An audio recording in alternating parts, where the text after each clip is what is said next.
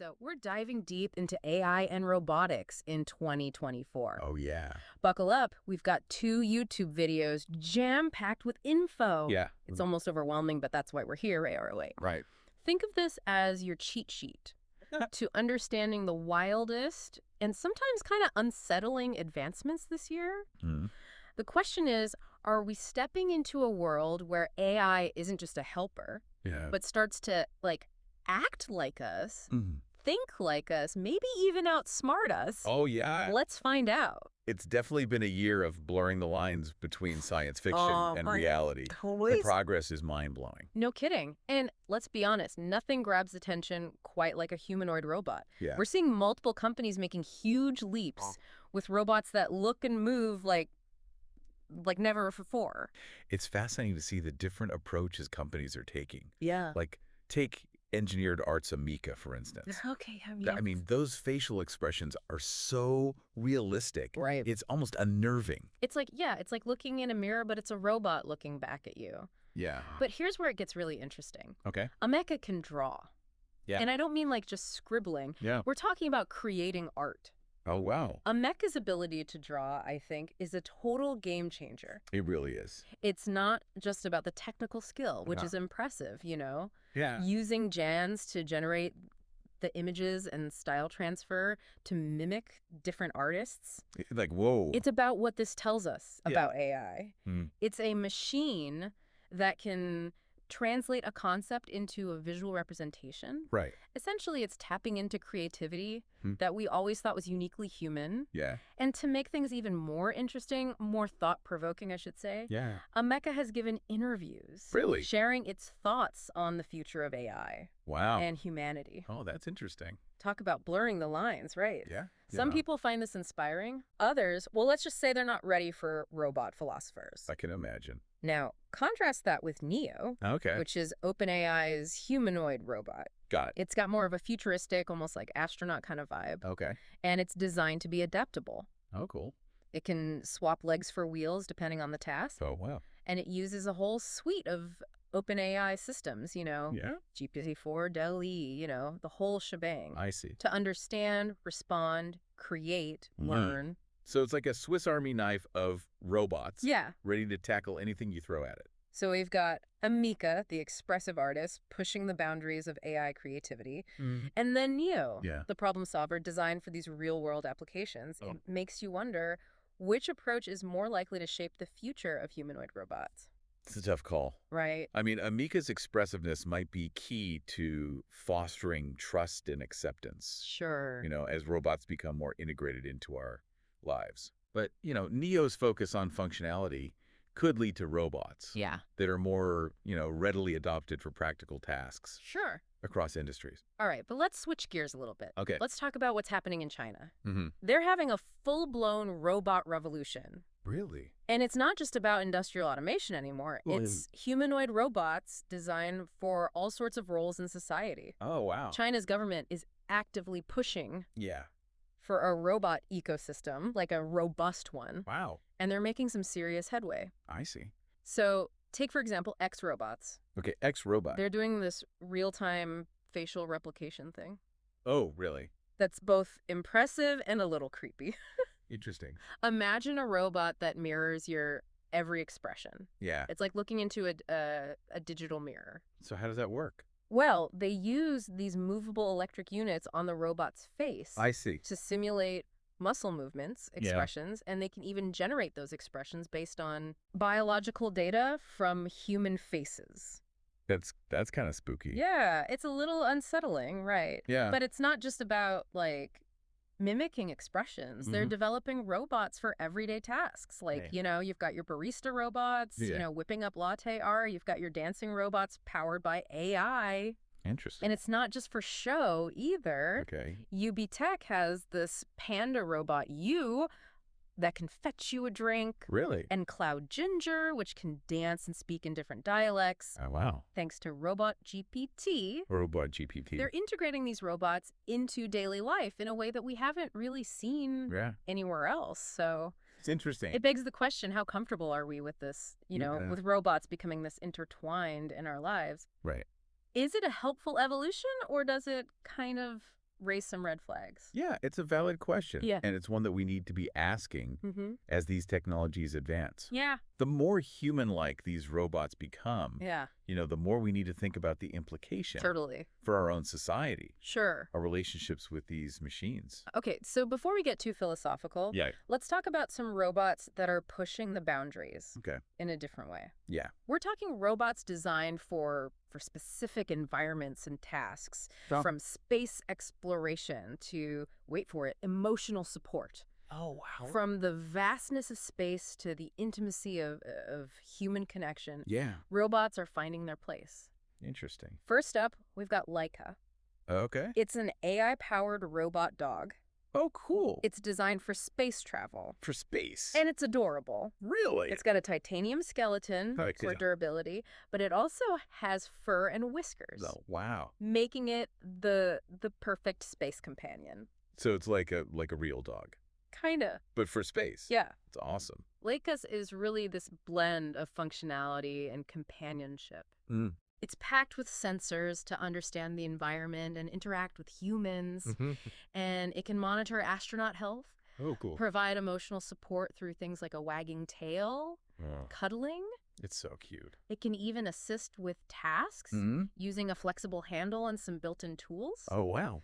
Here's the cool part. Okay. Astronauts can interact with Laika through these, mixed reality glasses. Oh, really? So they're seeing holograms and virtual images. Oh, that's cool. Alongside the real world. So it's like a futuristic dog walk. Yeah, totally. That's awesome. It gives you a glimpse into this potential of human-robot interaction in these, extreme environments. Yeah. Those glasses enhance communication, provide valuable information. Yeah. They can even be used for training simulation. Oh, wow.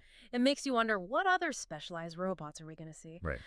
But speaking of future tech, Tesla's Optimus Gen 2 is looking pretty slick. Oh, yeah. They've come a long way. Yeah. From that clunky first version. I remember that.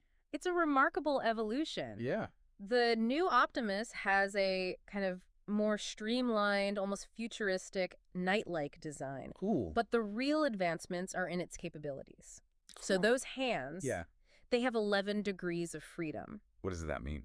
So they can move in almost any direction. Oh, wow. It gives them incredible dexterity. Yeah. And they've added tactile sensing skin that can feel temperature and vibrations. Wow. Almost like human skin. That's amazing. That level of dexterity and sensory input is crucial for robots that need to interact with the physical world in a nuanced way. Right. It opens up a whole new realm of possibilities for what Optimus can do. So what could Optimus do? I mean, imagine it working in manufacturing, assembling intricate components with precision, or in construction, handling those heavy materials, maybe even helping out around the house, doing chores or assisting with tasks that require a delicate touch. That's cool. Possibilities are pretty mind-blowing. It really is amazing how fast this technology is progressing. It is.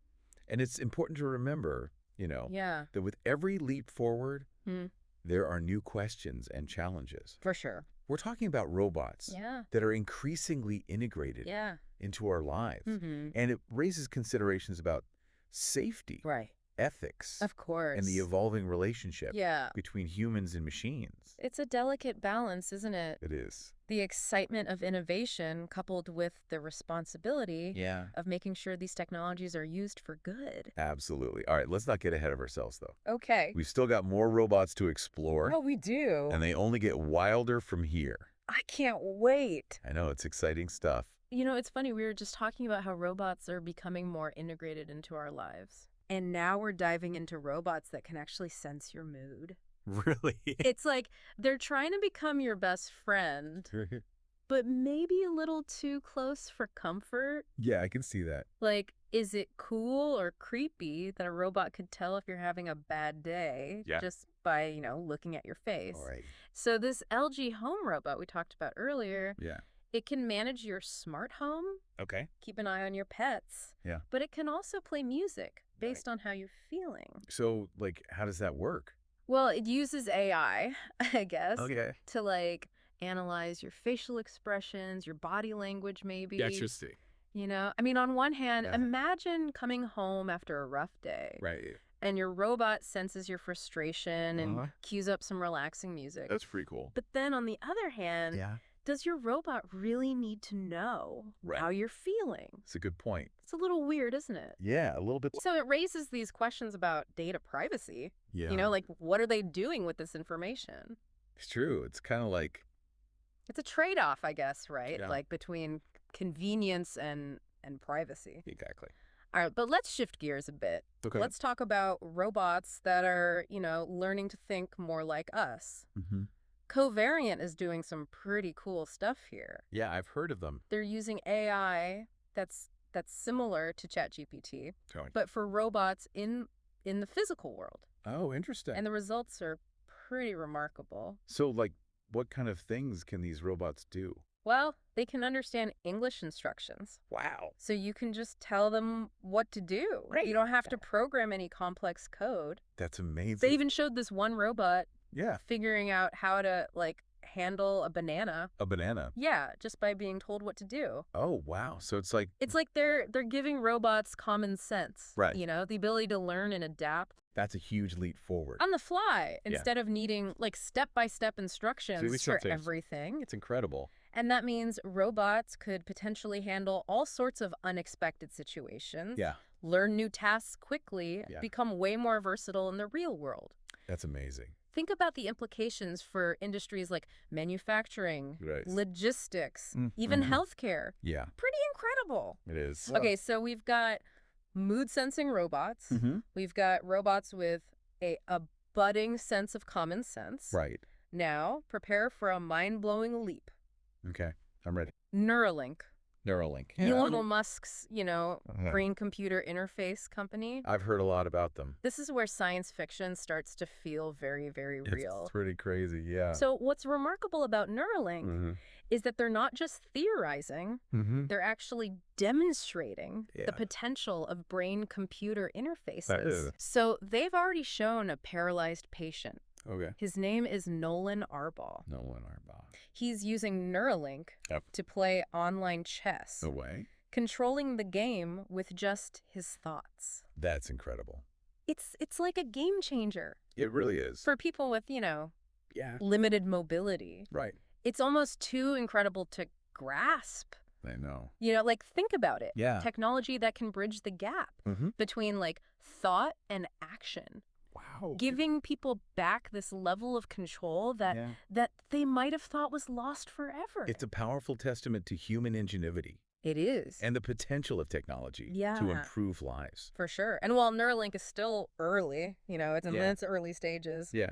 The progress they're making is remarkable. It is. But of course it raises these big questions about human augmentation, you know, the boundaries between technology and our own biology. It's like we're almost on the verge of redefining what it means to be human. Wow. Okay, before we spiral down that philosophical rabbit hole, let's take a step back and look at another incredible advancement in robotics. Okay. Remember Boston Dynamics Atlas robot? Yeah, the one that used to be like kind of clunky and noisy, right? That's the one, yeah. Yeah. Well, Atlas has undergone a major transformation. Oh, really? Yeah. What's different? The new version is electric. Okay. And the difference is just astounding. Wow. It moves with this smoothness and grace it's almost unsettling. Interesting. And they've even given it this more approachable, streamlined design. Oh, it's a complete 180. Yeah, it's like comparing the first clunky cell phones to the sleek smartphones we have today. Yeah, I see what you mean. And this new Atlas is designed for industrial use. Okay. It's got these custom actuators that give it the power and agility of, like, an elite athlete. Wow, so it's really powerful. Yeah, it's super strong, super agile. And it can move, like, really smoothly. Gracefully, yeah. You wouldn't necessarily expect an industrial robot to prioritize, like, graceful movements. Yeah, it's just... But it kind of makes sense if you think about robots working alongside humans in a more collaborative environment. Yeah, that makes sense. It's like they're learning from all those viral videos, you know, that captivated the internet. Yeah. Figuring out how to make robots both functional and visually appealing. Difficult. But now let's talk about a company that's pushing the boundaries of AI in a different way. Right. Sanctuary AI. Sanctuary AI. They're doing this thing called large behavior models. Large behavior models. LBMs. LBMs. And it's unlike anything we've seen before. Oh, so what are they all about? So they're using Microsoft Azure's cloud computing power to train robots to not just understand language, but to actually behave in a more human-like way. Wow. In these like complex social situations. So like, what does that look like in practice? Well, it's a step beyond, simple tasks. Right. It's about teaching robots how to interact with the world in this more like nuanced, sophisticated manner. Yeah. And their 7th generation Phoenix robot Phoenix is a perfect example of this. Right. They've given it a ton of upgrades. Yeah. Longer uptime, better perception, even more human-like movements. That's cool. And the learning curve it's astounding. Really? They're talking about automating tasks that used to take weeks in under a day. Whoa, that's fast. It's incredibly fast. So what kind of tasks are we talking about? Well, it could be anything from sorting packages to assembling products to even, performing basic maintenance. That's incredible. It's a testament to this power of combining advanced robotics with cutting-edge AI. It's really remarkable. The speed at which they're making progress is truly remarkable. It really is. And it has the potential to, revolutionize industries from, manufacturing and logistics to healthcare and customer service. And then there's Unitree. Okay. They're making humanoid robots. More accessible than ever before. Oh, cool. So their G1 robot is incredibly agile and capable, and the price is surprisingly affordable. Oh, wow. That's good. Especially compared to, some of the other robots we've talked about. Right. Unitree is really shaking things up. Yeah, it seems like it. In the robotics world, their focus on affordability is opening up access for a wider range of, researchers, developers. That's great. Even hobbyists. It's cool that more people can get involved. Exactly. Imagine a world where, more people have access to these sophisticated platforms. Yeah. It could spark this wave of innovation and creativity. For sure. With people coming up with new and unexpected applications for humanoid robots. That's exciting. It's like they've democratized access to cutting-edge robotics. Exactly. And that could lead to a whole new era of experimentation and discovery. It's amazing to think about. It makes you wonder what people would create. Right. What problems they would solve, if they had a humanoid robot. Yeah, what would you do? I don't even know. It's kind of mind-blowing. Right. I mean, we've seen robots learning parkour, assisting with surgery. Wow. Even exploring ancient wonders. Yeah. Like the Great Wall of China. That's incredible. Speaking of exploring ancient wonders, let's talk about Roboterra. And their incredible feat of robotic exploration. Okay. So they sent their XBot-L robot on this journey across the Great Wall of China. Wow. And this was no walk in the park. No, I bet not. Think about the challenges. Yeah. Uneven surfaces, steep stairs, centuries-old stone. It's a pretty tough environment. It's a challenging terrain. Yeah. It's a testament to, the advancements in robotics that a machine could even navigate such a challenging environment. Yeah. And what's even more impressive is that the robot did it autonomously. Oh, wow. It used perceptive reinforcement learning to adapt to the environment and make decisions on the fly. That's really impressive. It's like the robotic equivalent of, a daring explorer venturing into, uncharted territory. Yeah, pushing the boundaries. Yeah, it's both inspiring and a little bit awe-inspiring. I know. It's so think about what robots are capable of achieving. Yeah, they're really pushing the limits. But it also, prompts us to consider these broader implications, of these advancements. Right. Are we moving too fast? Yeah, that's a good question. Are we fully grappling with the, the ethical and societal implications of these increasingly intelligent and capable robots? It's a question we can't ignore. We can't, yeah. The advancements we're seeing yeah. in robotics and AI are raising profound questions. Absolutely. About the future of work, yeah. the nature of intelligence, even what it means to be human. Oh, it's a lot to think about. It is. And the recent events with the OpenAI whistleblowers have kind of added another layer of complexity to this whole discussion. Their claims about, OpenAI prioritizing speed over safe and the concerns raised by, prominent AI researchers like Ilya Sutskever. Oh, yeah. Really highlight the need for a more cautious and ethical approach to AI development. It's a reminder that technological progress shouldn't come at the expense of human safety and well-being. Right. We can't just blindly embrace technology without thinking about the potential consequences. We need to have these open and honest conversations about the potential risks of AI and make sure that its development is guided by ethical principles and a deep understanding of the potential consequences. It's like we're standing at a crossroads. It feels like it. And the choices we make today are going to have a huge impact on the future of humanity. We need to be thoughtful, deliberate, and above all, responsible. Absolutely. As we, kind of navigate this this uncharted territory of these increasingly intelligent machines. It's a challenging time. It is. But it's also an incredibly exciting time. It is exciting. To be alive. Yeah. I mean, the advancements in AI and robotics are reshaping our world. Yeah. In these profound ways. They really are. And it's up to us to shape that future in a way that benefits, all of humanity. Yeah. I mean, sometimes I have to pinch myself. Make sure I'm not dreaming. It's robots that can read our minds. Right. Machines that can learn to walk the Great Wall of China. It's incredible. It's like we're living in a science fiction novel, isn't it? It really is. So where does all this leave us? Well, I think the key takeaway here is we're seeing this huge shift in the relationship between humans and technology. Yeah.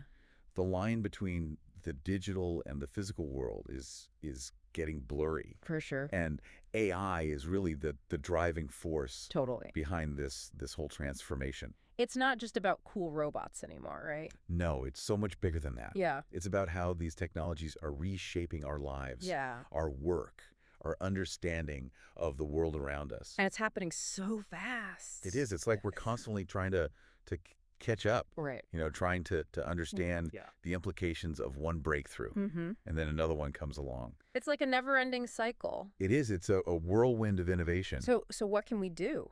Well, I think it's crucial to be engaged, informed, and critically aware of where these technologies are headed. We can't just sit back and be passive bystanders. Exactly. We need to be active participants. Yeah. Asking questions, raising concerns, demanding that these technologies are developed and used responsibly. Right. We have this responsibility. We do. To shape the future we want, not just react to the future that's being created for us. Absolutely. We need to think about the ethical implications. Of course. The potential risks, the societal impact. That's a lot to consider. It is. But that's why these conversations are so important. Yeah. These deep dives, they're all about equipping ourselves with the knowledge and the understanding we need to navigate this complex landscape. It's a lot to learn, but it's fascinating. It is. It's really exciting. So hopefully all this knowledge will kind of empower us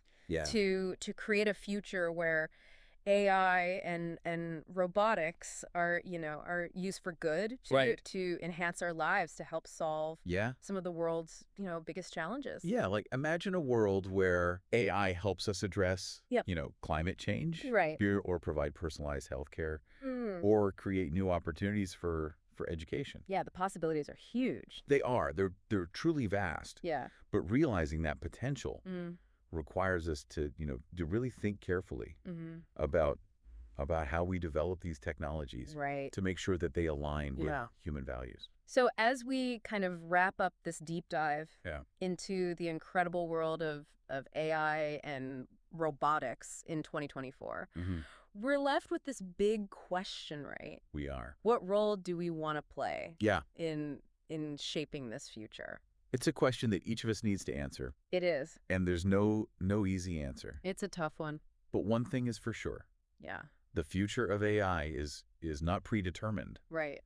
It's being shaped right now by the choices we make. Absolutely. The questions we ask, the actions we take. So, everyone listening out there, stay curious. Stay informed. Stay engaged. The future of AI is in our hands. That's right. Thanks for joining us for this deep dive. Yeah, thanks for having me.